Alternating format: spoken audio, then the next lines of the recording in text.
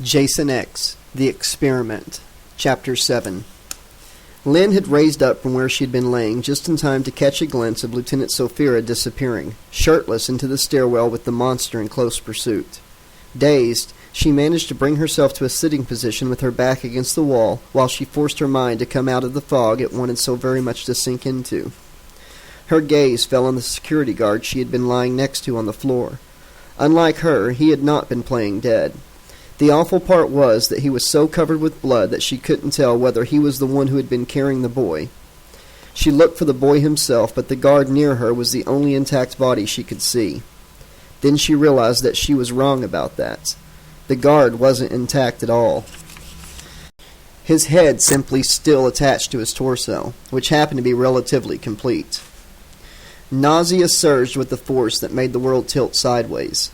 Lynn clapped both hands over her mouth and pressed her back against the wall as hard as she could in an effort to steady herself. The world went on tilting relentlessly. She squeezed her eyes shut, but that felt worse, like something was pressing hard on her temples and her eyeballs. She opened her eyes again, and suddenly everything seemed to be rushing at her. Not just the sight of the slaughter in front of her, but the terrible thick blood, the dead body smell, and the painfully loud clanging and buzzing and ringing of God only knew how many alarms all at the same time. A hot, sharp spear of pain plunged from her forehead to the base of her neck. Her stomach lurched, and she gagged against her hand, still covering her mouth. "Why aren't you bothering?" asked a voice in her mind suddenly. "Are you really concerned about staining the carpet?" Her hands muffled the sound of her shocked giggle. Slowly, she took them away from her mouth. Another brief giggle escaped her, making her body jerk slightly, and suddenly she knew that if she let herself go on, she would never be able to stop. Pressing the back of one fist against her teeth, she used her free hand to push herself up to a standing position. The scene before her was almost enough to make her close her eyes again. At the same time, she felt a strange, unnatural calm coming over her, almost as if it were something in the air around her that had suddenly begun to stick to her. Sophia's pill.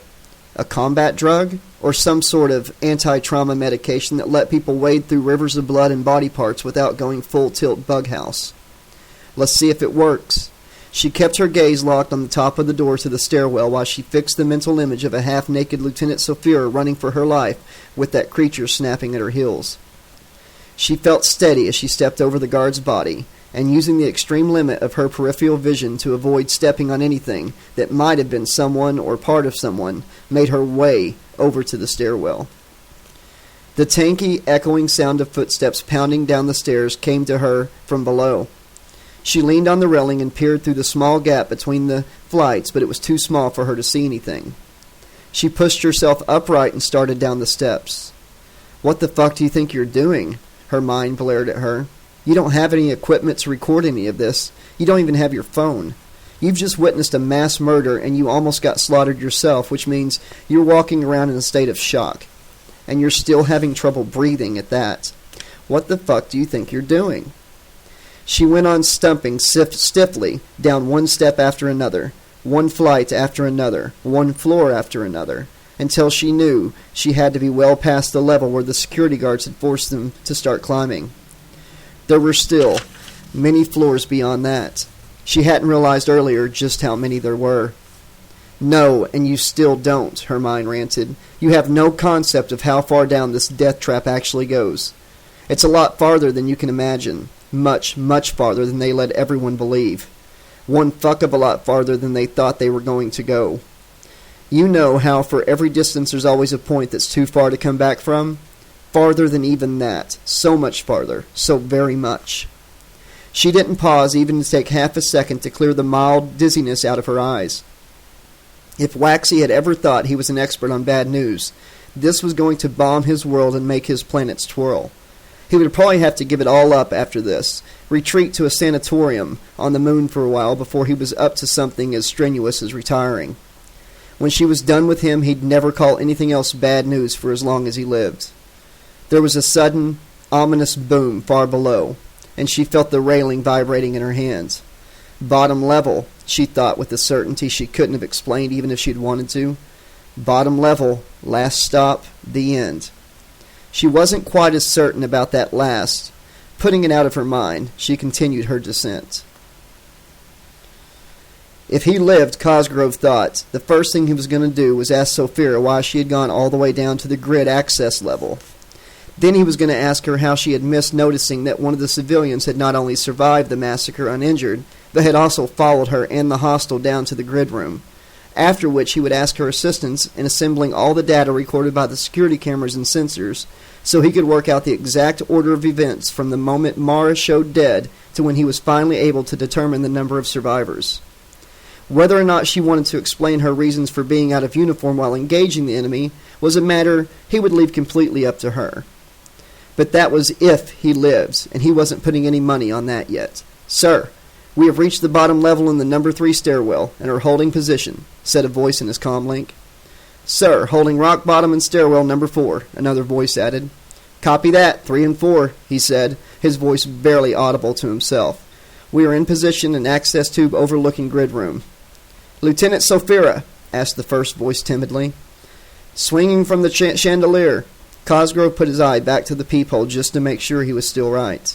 He was, although to be more precise, Sophia wasn't actually swinging, only hanging upside down by her knees and firing her weapon from time to time at the big bastard standing directly underneath her. And she wasn't hanging from a chandelier, but from the center of the overhead framework that carried a portion of the rerouting system, whatever that meant. Olsen had made it sound crucial on a cosmic level, but he made everything sound that way. Right now it was pretty goddamn cosmically crucial to Sophia. Good thing for her it was sturdy enough to take her weight. How much longer she was going to be able to hang on like that was anybody's guess.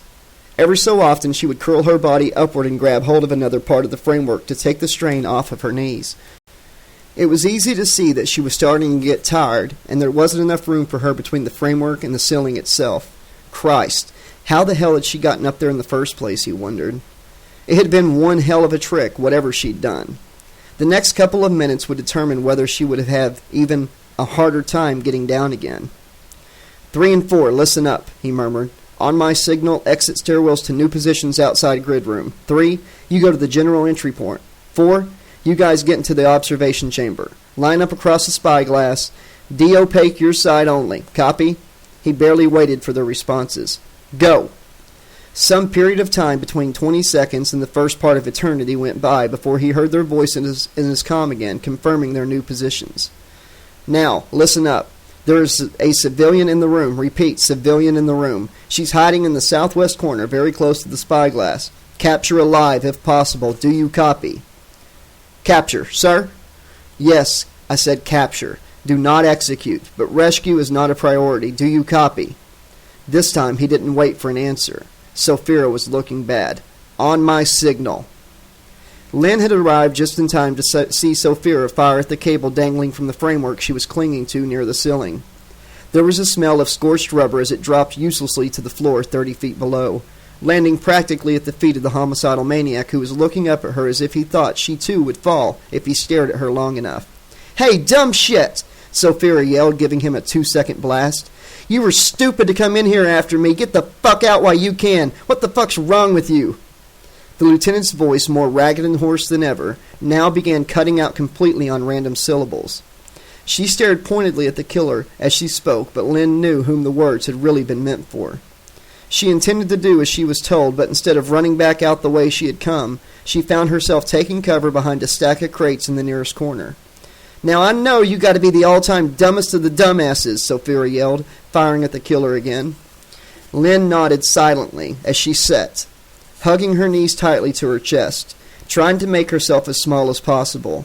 That's right, Lieutenant. I'm the all-time dumbest of the dumbasses. I don't know what I'm doing. I don't know what you're doing. I don't know what the fuck's wrong with me. She willed herself to let go of her knees, get up, and run like hell. But when she finally forced her arms to move, it was so she could shift position and peer around the crates. He knows I'm in here, the thought came unbidden out of nowhere, as irrational as any paranoia. But not paranoia. Her senses told her that he senses me somehow, smells me, maybe, or her mind seemed to go blank for some unmeasured period of time. Then all at once, the room blew up. He had sensed more life forms in the building and knew that they would be looking for him, thinking they could kill him. Right now, however, there was the half-naked woman overhead pumping power directly into him. Each time she fired on him, the mechanisms in his body went into a frenzy of activity, assimilating the energy and materials. They had stopped deflecting projectiles some time ago and were now absorbing everything, integrating it into his body, finding ways to store whatever wasn't needed immediately. He could feel them rushing through him in high gear, could feel how they craved for the woman to give them more, even as he craved to get his hands on her and tear her in half. At the same time, the mechanisms were frantic at being so close to the source of power. It was closer now than it had ever been, only a few yards beneath his feet. The woman would die. Then he would go to the power source, the way the nanos inside of him were demanding, and let himself be suffused with the radiation. The life forms would come to him as they always did. The dangling woman fired on him yet again.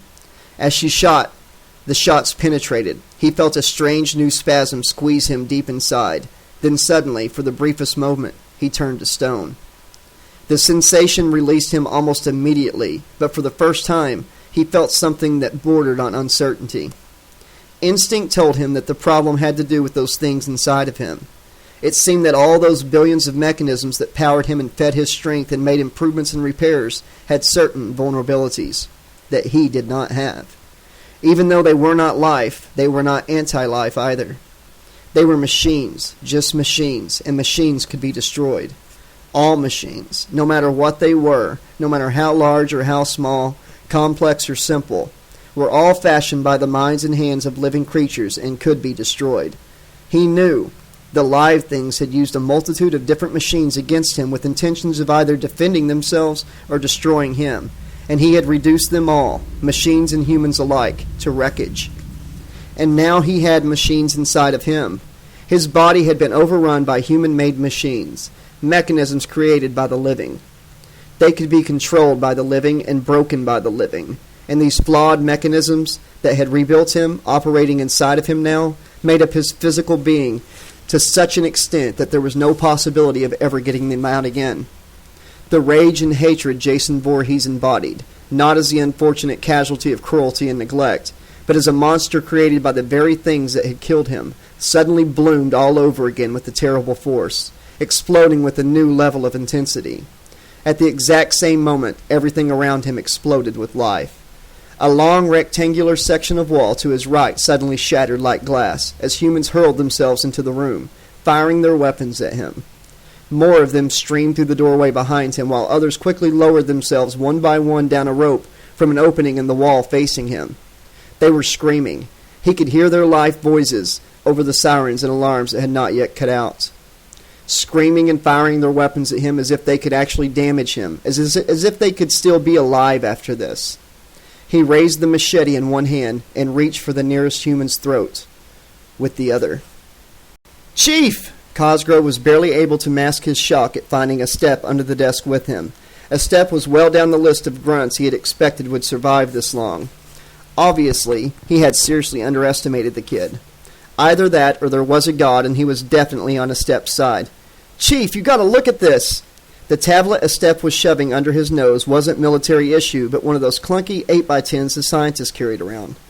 Possibly to build up their biceps. The things weighed at least 3 ounces, more if they had fancy attachments like this one. "What am I looking at?" Cosgrove snapped impatiently over a step's stream of excited chatter. "Plain and simple, 10 seconds or less." "It's him!" A step thumbed something on the edge of the screen, and Cosgrove found himself staring at a 3D schematic of the monster. "He's not human. He's full of nanos." "Cyborg?" Cosgrove frowned suspiciously. "No. I don't know what he is," a step went on. "But he's full of nanos like nothing I've ever seen, and they're about to choke." Cosgrove frowned intensively. "They've been eating the ammo for him, making him stronger, but they're close to capacity.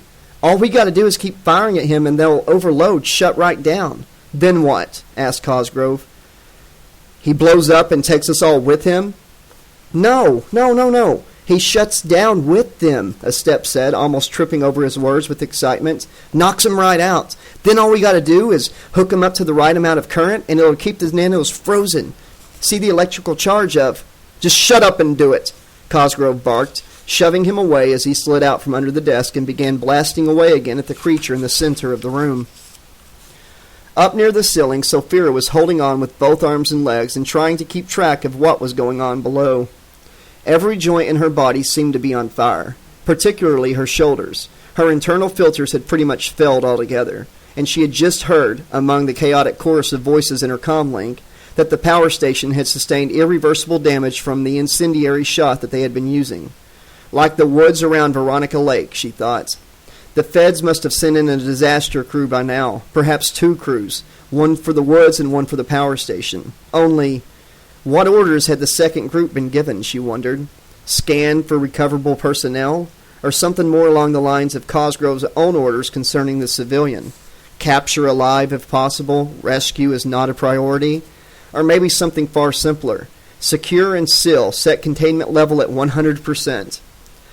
Well, that was the only safe way to handle a heavily damaged power station. Enclose the whole thing in a shielded container and then launch the entire mess into space on a one-way trip to nobody cares. End of story. Oh, except that they would probably all get medals for their collective bravery under extreme circumstances. Posthumously, of course. But it was the spirit of the thing, right? Brave was brave, whether you were still around afterwards or not. And if not, then it was the sincere hope of everyone on the highest command level that getting a medal would make you feel a lot better about being dead. You might even be proud. She felt her eyes trying to roll up in her head and wrapped her arms and legs more securely around the metal pieces she was clinging to. It might be easier to keep herself from passing out if she looked around for some means of getting herself down. Then she could order one of the guys to give her the top part of his uniform so she could rest in fully clothed peace. With absolutely no idea or plan in mind, Sophia began slowly pulling herself head first towards a corner of the room. Her shoulders immediately roared into burning protest along with her hips and knees. She told herself she was ignoring all of it, even as she grunted between clenched teeth and tears squeezed out of the corners of her eyes, to drop 30 feet to the floor below. She had traveled only a couple of inches when all at once something blue happened. In some distant part of her mind, Lynn knew that what she was seeing didn't make any sense at all, which had to be why she couldn't do anything. Not blink, not move, not speak, not even breathe. Something blue was happening. Emphatically, intensely, and genuinely blue, and it was happening to everything in every possible way. After a bit, she could make out long, bright lines extending from the guards' weapons to the creature in the middle of the room. There were hundreds of these lines, perhaps thousands. Lines of brilliant blue light, each taking its own path and never becoming lost or muddled up with any of the others. They circled the now motionless creature from top to bottom, but with a minute bit of space between each line so that he was still partly visible. More time passed, unmeasured and immeasurable, and she saw that the blue lines of light also rose up from his head, extending all the way to the ceiling, where they spread out until they covered every part of it. Movement. Not from the monster, but from somewhere overhead. A slow, easy, sagging sort of movement, like a lightweight pebble making a sluggish descent through an extremely viscous liquid. There was another movement then, but a movement that she felt rather than saw, as if a ripple had traveled through the room, affecting every bit of matter from the nano level all the way up to the realm of human perception and beyond. She blinked. When her eyes opened again, the blue moment had passed. Only one brilliant line of blue light was still real. It ran from the center of the monster's torso to what looked like a stack of tablets wired into a console. One of the guards was hovering around it, looking like he couldn't decide whether this was the best thing that had ever happened to him or the last few moments of his life. With no warning, the monster toppled over backwards. The whole room shook when he hit the floor. Several of the guards started to raise their weapons, but the young guy at the console yelled for them to stop. No, don't fire. It was okay. This was good. This was really good. Lynn blinked again at the sight of Lieutenant Sophia rising slowly to her feet from a spot on the floor right next to where the monster had been standing. However, she had gotten down from the ceiling. She couldn't have fallen. She was obviously unhurt, but also obviously still half naked. Judging from the look on her face, Sophia seemed as baffled by this development as anyone else. As Lynn watched, she suddenly seemed to shake it off and turn to the guard on her right. "You! Give me your shirt right now," she snapped. "That's an order, mister." The guy never hesitated, pulling the shirt off over his head without bothering to unfasten the front. Sophia put it on the same way, and immediately turned to point at Lynn. Lynn opened her mouth to say something, but a guard already had her wrist locked in a bring-along hold and was dragging her forward. She looked down as she went past the monster, still lying face up and motionless on the floor, and flinched, certain that she had seen a glint of awareness in those unblinking eyes. Chapter 8. "How long will he stay that way?" Sophia asked a step tensely, staring at the large, high-resolution screen on the desktop. "How long have you got?" a step said. "A whole lot longer than that. I wired him directly into the pile under the floor. As long as it holds out, he's a statue." "Well, he's a conscious statue," Sophia corrected him. "Conscious as in awake, anyway? Not much in the way of higher brain than that skull, so I don't know how conscious he actually is compared to us." She turned to Cosgrove. He looked oddly natural sitting in the expensive ergonomic chair with his feet up on the glossy black desk, as if he actually belonged here in the main reception area. The whereabouts of the real receptionist, on the other hand, was anyone's guess. No doubt he decided to relocate with all due speed as soon as he'd heard weapons fire in the woods, even before the explosion happened. Hard to say for certain, though, since she hadn't stopped to check on him when she had brought the demonstrators in. The images of their slaughter appeared before her inner eye as if some switch had been thrown. Sophia felt her teeth grinding together as she looked around in an effort to drive it out by flooding her eyes with sights in real time. Neither Cosgrove nor Estep paid any attention to her as she ambled over to the public seating area, where the remainder of the security team were slumped in various positions of exhaustion on the custom-made furniture or sprawled on the carpet. The journalist, meanwhile, was down at the far end of the room, staring out of the window as the choppers maneuvered in and out of the heavy smoke that rose from the woods. Abruptly, she turned her head and her gaze met Sophia's. For a moment, she seemed on the verge of saying something, then only pressed her lips together in a hard, colorless line as she turned back to look out the window again. "Won't last for much longer out there," Sophia told her. "Probably not even another hour." "Oh, yeah?" she said, not looking at her. "Yeah. Can't have a fire when there's nothing left to burn." Now the other woman's head turned back to her with a sharp attentiveness. Once again she looked as if she were about to speak, and once again she said nothing, although this time she didn't turn back to the window. "Where's Dr. Olson?" she said suddenly. "I'm sure he and his staff are safe," Sophia replied. "Oh, yeah, I'm sure they are too. I'm just wondering where..." She hesitated. "He took my phone. I never got it back." Sophia crossed the room to look out the front window. "Your cruiser's still parked out front. Looks like it took a little hot ash here and there, and it probably smells like a chemical barbecue, but I'm sure it's fine otherwise." She glanced over at Cosgrove, still looking relaxed and unruffled with his feet up on the desk. He gave her a barely perceptible nod. "I suggest you get behind the wheel and see if I'm right." The journalist's mouth dropped open. "Are you kidding?" Sophia made a face at her. "They'll have the road closed," she said. "I'll never get through." "If you get stopped, show your credentials. Nobody will want to delay you getting back to your important government research." She reached her pocket and came up with another dose of anti-trauma. "Eat another of these first, helps you look honest." The woman looked over at Cosgrove, who ignored her, and then at everyone else, her gaze finally coming to rest on Sophia again. "But that's not really... it's not..." Sophia pushed the pill at her. "It's not anything but how you're going to get out of here." Lynn took the pill, hesitated, then put it in her mouth, and she swallowed. "Wise move. Sorry you lost your phone. As well as all that other stuff. Makes it kind of hard to compose a detailed account of what happened. I mean, I'm sure your memory's great, even better than average, but without any sort of record or notes." She shrugged. "I'm no expert on this, but even I know you can't publish news you can't substantiate. But don't worry, I'm sure Dr. Olson or someone from PR will be in touch in a few days with a media release detailing today's unfortunate incident, complete with true color photos." "But..." Sophia reached over and opened the front door. "Will you get the fuck out of here before my boss changes his mind?" The journalist hesitated, looking around again. Then, to Sophia's great relief, she got smart and got gone.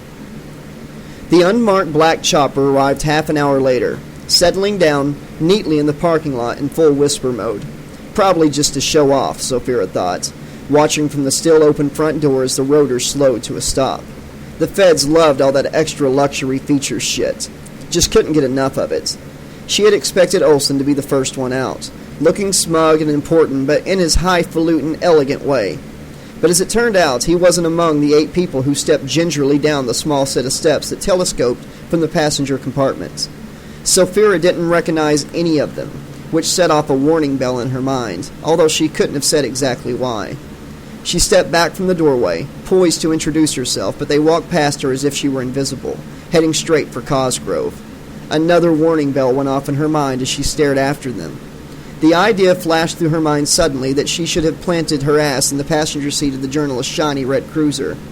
Then she pushed it away and took a step in the same direction, only to see Cosgrove put one hand up and give his head a brief but firm shake. Her head was now full of warning bells, and some of it must have shown in her face, because Cosgrove did a double take and frowned at her. Immediately she composed herself and took a few casual steps towards the rest of the security team. When he looked away, she moved back over near the open door, carefully adjusting the volume on her comlink. She didn't expect Cosgrove to forget he had left the channel between them open. On the other hand, he probably wouldn't remember she could access at least a couple of the frequencies in the receptionist console. It took a moment, as there was a lot of interference, but once she had them, they came in perfectly clear. "Psst! Not one of yours?" asked a strange voice. "Absolutely not," Cosgrove replied. "You've studied the specs we've sent?" "I have," said a different voice. "Courtesy of this young man here. A step?" "Yes, ma'am," said a step. He sounded so desperately eager to please that Sophia wanted to kick him. He started to go on hurriedly about the right electrical charges and mobilizing nanomechanisms, but mercifully Cosgrove stopped him after a few seconds. "The question is," said a third voice, "can we remove him from his current location and transport him to the project?" A step started to answer. A step assures me that he can rig up a portable energy source with enough capacity for the duration of the journey," Cosgrove said, talking over him. "Then hook him up again on the other end." There was total silence for several seconds, and Sophia had to force herself not to turn around and look directly at them. If Cosgrove noticed, he'd understand immediately that she was eavesdropping. Finally, she heard one of the strangers say, "I see," and realized that all of them had just been listening to instructions on their own comms. "All right, a step," said the same voice after a moment. "You rig up this device, and when it's ready, we'll remove him." Pause. "And all of you..." "Say again?" Now Cosgrove sounded uneasy. "The power station's finished," said someone else. Sophia wasn't sure if she had spoken before or not. "It's leaking radiation, toxic gas, total loss. We'll have to seal it off, remove it piece by piece, and we'll just have to start over." "Dr. Olsen must be devastated," Cosgrove said dryly. Sophia hid a grin behind one hand. She had just been thinking the same thing. "Devastated is one way to put it. He's just as irradiated as all of you are. We've made separate arrangements for him and any of his staff who were affected. You and your team will be transferred to a facility that can provide the very best in specialized care." "I see," said Cosgrove.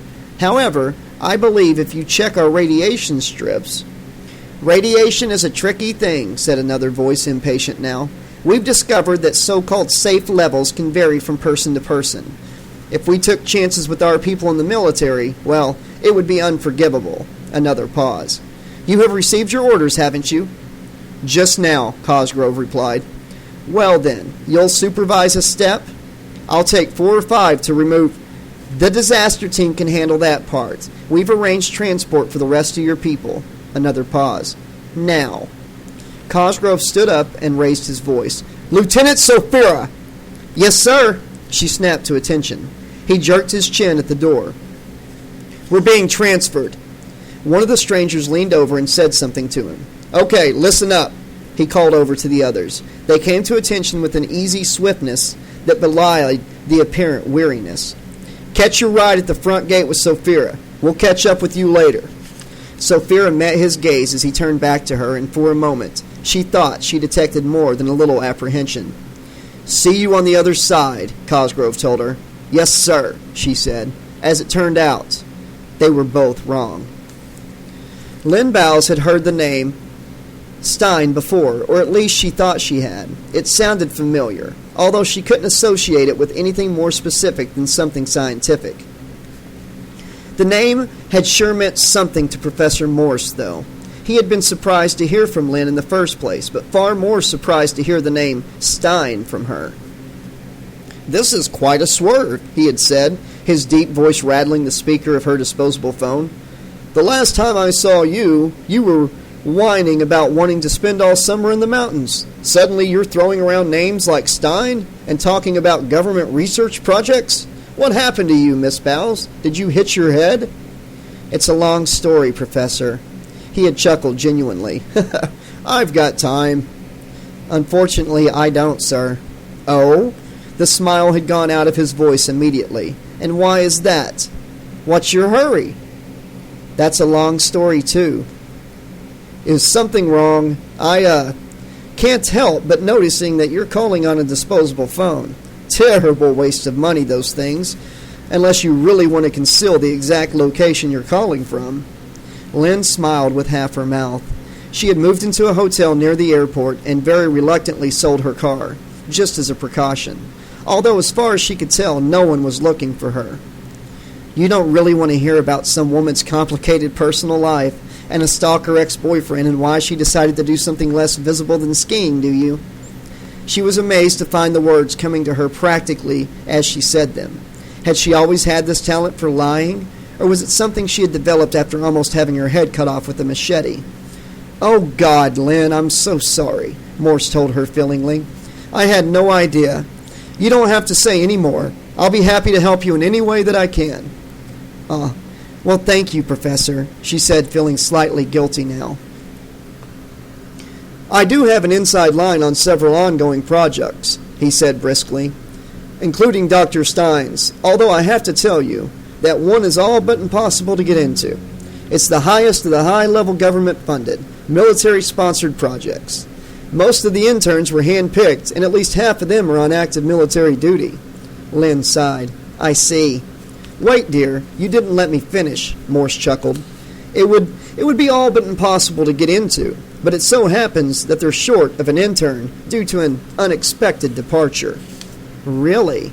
Lynn kept her voice casual. "What happened?" "Oh, I don't know the details, just that someone left early. In any case, if you're really interested in this, I can get you in as the replacement." "That'd be great, Professor," Lynn said, meaning it.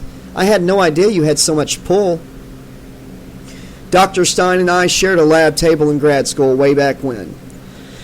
If I recommend you, she'll give it extra consideration." Morse gave a small, slightly apologetic laugh. "Of course, I can't absolutely guarantee that she'll take you. There's no such thing as a sure thing." "But you'd say it's pretty likely, right?" Lynn asked, hoping she didn't sound too anxious. "Sure, especially if she needs to replace someone on short notice like this. You might find yourself out of your depth on some things, but I'm sure you'll be able to get up to speed with little or no trouble." "Yeah, I learned fast. Thanks, Professor." He chatted for a further 5 minutes before he finally let her go with a firm reminder that she should call him if she needed anything, and really, he meant that. Anything at all. Nice guy, she thought, feeling another surge of guilt. Professor Morse always had struck her as being a nice guy, and certainly a lot nicer than the other two members in the professional triumvirate that ran the engineering and science faculty, Hold and Kane. But up until now, she had no idea of how sympathetic he was on certain kinds of issues. It made her feel a bit sleazy for using him that way. But then again, it wasn't like she was deceiving him for personal gain or to hurt anyone. Just the opposite, in fact. Besides, she had gotten pretty far on her own. With a few hours of judiciously searching certain records and following a rather oblique route, she had managed to trace Lieutenant Sophia specifically to Dr. Stein and this project. Lucky for her that whoever was keeping records for the military hadn't bothered to deliberately hide anything, deciding instead that this kind of information was too obscure for most people to bother with. There was just so much information being generated about so many different things that those assigned with security and watching over it couldn't control it. Who watches the watchmen? Lynn thought. I do. If finding out Rena Sophia's current location had been relatively easy, getting anywhere near her or the truth about the creature who had massacred so many people at 3 Mile Island, was damn difficult. Even with her nifty credentials from Dr. Olson, she wouldn't have been able to get into the government project without a little help. Hell, she wouldn't even have been able to get the exact address. Yes, Professor Morse was definitely one of the good guys, Lynn thought. She had a feeling, however, that his old classmate, Professor Stein, wasn't anything like him. Lynn tried not to think about what was facing her. Professor Stein or anyone or anything else. She turned on the TV for wallpaper and tried to doze. Sometime later, Lynn woke up with a start from a nightmare where she was at a huge conference and couldn't find anyone she knew and couldn't find a way to get home. The TV was still on, some old movie from pre-vac Earth. At least the cable station had not gone off air and the TV wasn't turned to a dead channel. And at least it wasn't snowing, she saw, looking out of the hotel window, though a heavy rain was dropping from the sky. She craned round to look out of the top of the window, but the sky was dark with no sign of a moon or any stars. It was a dark and stormy night, she thought. Then she laughed at herself for going into Bulwer-Lytton mode. But she didn't laugh for long. She felt an overwhelming sense of isolation. Perhaps it was the anticipation of going undercover into a dangerous situation, to a research project where she might encounter, well, she shoved that thought to the back of her mind, along with everything else to do with 3 Mile Island and Dr. Olson's pet project. Perhaps it was the rain. Perhaps because it was so dark, the night outside her hotel window lit only by street lamps and the flickering neon signs across the way. Always happy hour, special offers 24/7. At least someone out there must be having fun, she thought. They're out there rocking the night away in the eternal happy hour, and I'm in here on my own with nobody to rock me to sleep. She cranked open the window at the top to let some air in and heard the sound of music coming closer. A car came into view, its headlights reflecting off the wet street, the beams shimmering in the rain. A window must have been open in the car, and she could hear Elvis Presley singing Return to Sender, the latest remix single to hit the charts. Dear God, thought Lynn, some things just never die. The rock and roll singer had been dead long before Earth One had been abandoned, but his voice lived on from over 500 years ago. Lynn found herself wishing someone would package her up safely in a mailbag and return her to home, back to the quotidian round of Ramsey County. The Star and its regular diet of parish pump gossip and local stories, back to the safety of CM University and the sureties of coursework, essays, and end-of-semester exams. Geez, girl, get a grip on yourself, she thought. Do you want to lose yourself in some pastoral backwater, or do you want to be a real investigative reporter? She already knew the answer, and it was the same answer she had been carrying around with her ever since she was 9, a bright and sparky young kid growing up in a small conservative town that was just too small to contain her. I want to make a difference. No secret that the intrepid reporter can't uncover. No injustice that can't be exposed to the light of day. No monster that can't be revealed. On the TV, Robert Redford was saying to Dustin Hoffman, "Deny, deny, deny." But nobody was going to deny Lynn her chance to make a difference. All of which left her resolute, determined, and desperately lonely. She looked at the disposable phone on which she had called Professor Morse. It had a few more minutes left, and she had bought a second one as a backup. No harm in using it to call an old pal, she thought. Looking at her watch, she saw it was almost 3 in the morning, that lowest of low points in the human circadian rhythm. The time when the heart gave out and people died, and she knew exactly who to call. Who would be up at this hour? "Allô?" said the voice of Kendall in his best impression of a French accent. "Mr. Kendall?" Lynn asked, trying to join in with her own version. "Oui," said Kendall. "Ça va, Lynn?" "Yeah, I'm fine. So what's my favorite design and layout guy doing at 3 in the morning?" "Watching All the President's Men on cable. What are you up to at the witching hour?" Lynn looked closely for the first time at the movie on her hotel room TV. Robert Redford was talking again to Dustin Hoffman. She laughed. "Kendall, you would not believe me if I told you." I believe the truth is out there, and I believe you're going to find it, or it's going to find you. I believe in you, kiddo, and I believe you're watching the same movie as me." "True, great minds, huh?" "Great? My mind?" "Must be true if you say so, kiddo. 'Cause you got a great mind, and you're the woman who knows what evil lurks within the hearts of men."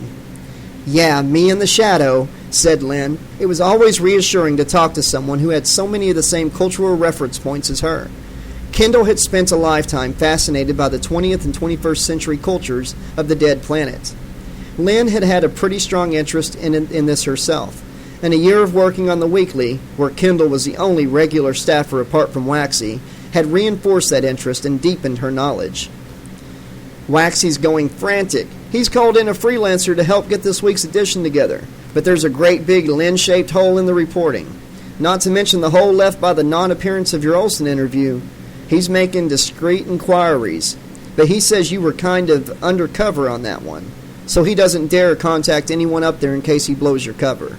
Something bad happened up there. The government's not saying much, but the whole area is sealed off. Military all over, and rumors are running wild. What happened up there was more than bad, Kay. I was lucky to get out at all. So right now I'm still undercover. Don't ask me where, because I really can't tell you. So, what evil are you investigating this week? One that lurks within the heart of a woman. But that's all I'm telling you, Kay. This one is serious, and I'm in way over my head. The less you know about it, the safer for you. Kendall sounded more serious. You doing something dangerous, kiddo? Wrap that old First Amendment around you, freedom of the press. I don't know, Kay.